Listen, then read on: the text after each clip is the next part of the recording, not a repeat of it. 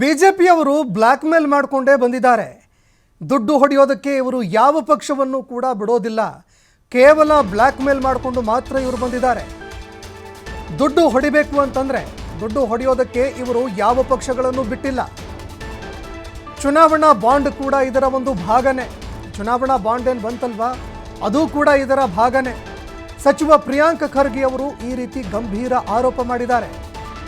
ಇನ್ನು ಈ ಹಗರಣಕ್ಕೆ ಸಂಬಂಧಪಟ್ಟಂತೆ SBIಯನ್ನು ಬಿಟ್ಟರೆ ಯಾರಿಗೂ ಕೂಡ ಈ ಚುನಾವಣಾ ಬಾಂಡ್ಗಳ ಮಾಹಿತಿ ಇಲ್ಲ. SBI ಮಾಹಿತಿ ಪ್ರಕಾರ, ಸ್ಟೇಟ್ ಬ್ಯಾಂಕ್ ಆಫ್ ಇಂಡಿಯಾ ಮಾಹಿತಿ ಪ್ರಕಾರ ಬಿಜೆಪಿಗೆ ಅತಿ ಹೆಚ್ಚು ಬಾಂಡ್ಗಳು ಬಂದಿದೆ. ಅದರಲ್ಲೂ ಬಿಜೆಪಿಗೆ ಹೆಚ್ಚು ಹಣ ಕೊಟ್ಟಿದ್ದವರು ಯಾರು? ED ITಗಳು ರೇಡ್ ಮಾಡಿದ್ದಂತಹ ಕಂಪನಿಗಳಿತ್ತಲ್ವಾ, ಅದೇ ಕಂಪನಿಗಳು ಹೆಚ್ಚು ಬಾಂಡ್ಗಳನ್ನು ಕೊಟ್ಟಿದ್ದಾವೆ. ಸಚಿವ ಪ್ರಿಯಾಂಕ್ ಖರ್ಗೆ ಬಿಜೆಪಿ ಮೇಲೆ ಬಹಳಷ್ಟು ಗಂಭೀರ ಆರೋಪ ಮಾಡಿದ್ದಾರೆ.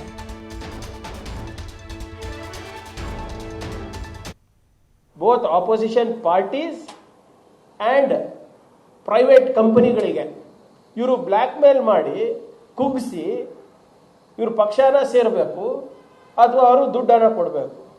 2017ರಲ್ಲಿ BJP ಸರ್ಕಾರ ಪೊಲಿಟಿಕಲ್ ಫಂಡಿಂಗ್ಗೋಸ್ಕರ, ಅಂದರೆ ರಾಜಕೀಯ ಪಕ್ಷಗಳಿಗೆ ಪಾರದರ್ಶಕವಾಗಿ ಅವರಿಗೆ ಅನುದಾನ ಸಿಗಬೇಕು, ಡೊನೇಷನ್ ಸಿಗಬೇಕು ಅಂದ್ಬಿಟ್ಟು SBI ಮುಖಾಂತರ, ಬೇರೆ ಯಾವುದೂ ಅಲ್ಲ, ಬರೀ ಸ್ಟೇಟ್ ಬ್ಯಾಂಕ್ ಆಫ್ ಇಂಡಿಯಾ ಮುಖಾಂತರ ಅವರು ಬಾಂಡ್ಸ್ ತರಬೇಕು ಅಂತ ಹೇಳ್ತಾರೆ. ಬಾಂಡ್ಸ್ ತರೋದ್ರಲ್ಲಿ ಏನು ತೊಂದರೆ ಇಲ್ಲ, ಆದರೆ ಇದು ಅನಾನಿಮಸ್ ಬಾಂಡ್ಸ್, ಗೌಪ್ಯವಾಗಿರುತ್ತೆ. ಯಾರು ಕೊಡ್ತಾರೆ, ಹೇಗೆ ಕೊಡ್ತಾರೆ, ಎಷ್ಟು ಕೊಡ್ತಾರೆ, ಯಾವಾಗ ಕೊಡ್ತಾರೆ, ಎಲ್ಲನೂ ಗೌಪ್ಯವಾಗಿ ಇರುತ್ತೆ.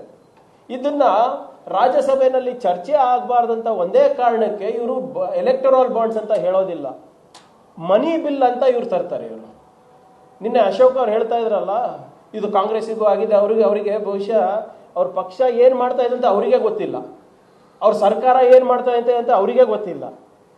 For your kind information, my friends of BJP, this was camouflaged as a money bill introduced into the parliament to prevent Rajya Sabha from amending or opposing it.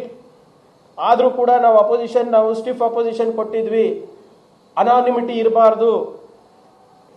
ಈ ಟ್ರಾನ್ಸಾಕ್ಷನ್ ಹೇಗಾಗಿದೆ, ಎಲ್ಲಾಗಿದೆ, ಯಾವಾಗಾಗಿದೆ ಅಂದ್ಬಿಟ್ಟು ಸಂಪೂರ್ಣ ಮಾಹಿತಿ ಬರೀ SBIಗೆ ಇರೋದು. SBI ಅವರು ಯಾರ ಅಂಡರ್ ಇದೆ? ಫೈನಾನ್ಸ್ ಮಿನಿಸ್ಟರ್ ಅವರೇ ನೋಡ್ಕೋತಾರಲ್ಲ, ಇವೆಲ್ಲ ಪಬ್ಲಿಕ್ ಸೆಕ್ಟರ್ ಯೂನಿಟ್ಸ್ ಅಲ್ವಾ ಫೈನಾನ್ಸ್ ಡಿಪಾರ್ಟ್ಮೆಂಟಲ್ಲಿ. 15ನೇ ಫೆಬ್ರವರಿ 2024 ಸುಪ್ರೀಂ ಕೋರ್ಟು ಒಂದು ಐತಿಹಾಸಿಕ ತೀರ್ಪನ್ನು ಕೊಡುತ್ತೆ. ಒಂದು NGO ಇದೆ, ಅಸೋಸಿಯೇಷನ್ ಆಫ್ ಡೆಮೋಕ್ರೆಟಿಕ್ ರಿಫಾರ್ಮ್ಸ್ ಅಂತ. ಇದು ಅಸಂವಿಧಾನಿಕವಾಗಿರುವಂಥ ಒಂದು ಪ್ರಕ್ರಿಯೆ ಇದೆ. ಈ ಪ್ರಕ್ರಿಯೆಯಲ್ಲಿ ನಾಗರಿಕರಿಗೆ ಯಾವುದೇ ರೀತಿಯಾದಂಥ ಮಾಹಿತಿ ಸಿಗೋದಿಲ್ಲ. ಕೂಡಲೇ SBI ಅವರು ಮತ್ತು ಕೇಂದ್ರ ಸರ್ಕಾರ ಈ ಎಲೆಕ್ಟರಲ್ ಬಾಂಡ್ಸ್, ಚುನಾವಣೆ ಬಾಂಡ್ಗಳು ಯಾರ್ಯಾರಿಗೆ ಹೋಗಿದೆ, ಎಷ್ಟೆಷ್ಟು ಹೋಗಿದೆ ಅಂತ ನೀವು ಬಹಿರಂಗ ಮಾಡಿಸ್ಬೇಕು ಅಂದ್ಬಿಟ್ಟು ಸುಪ್ರೀಂ ಕೋರ್ಟಿಗೆ ಹೋಗ್ತಾರೆ. Both opposition parties and private ಕಂಪನಿಗಳಿಗೆ ಇವರು ಬ್ಲ್ಯಾಕ್ ಮೇಲ್ ಮಾಡಿ ಕುಗ್ಗಿಸಿ ಇವರು ಪಕ್ಷನ ಸೇರಬೇಕು ಅಥವಾ ಅವರು ದುಡ್ಡನ್ನು ಕೊಡಬೇಕು. 2017ರಲ್ಲಿ BJP ಸರ್ಕಾರ ಪೊಲಿಟಿಕಲ್ ಫಂಡಿಂಗ್ಗೋಸ್ಕರ,